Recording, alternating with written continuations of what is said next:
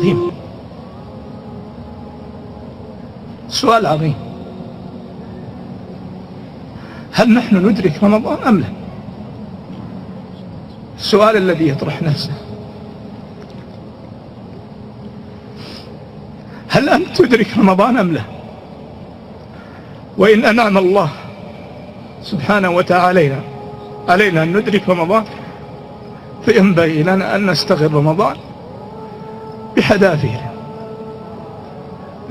لأن غيرنا من أهل القبور الآن الذين كانوا معنا في رمضان الماضي يتمنون أنهم يخرجون من القبور يدركون ليلة من رمضان.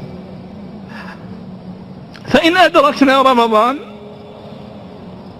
وأنعم الله علينا أن ندرك رمضان، ألا تعلم أن أناسا يتحسرون من أهل القبور الآن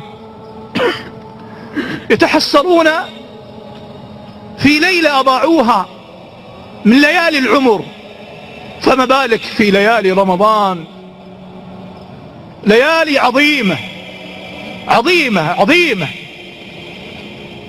ما يعرفها إلا من فقدها، ما يعرفها إلا أهل القبور. لو كتب الله جل جلاله أن أهل القبور يخرجون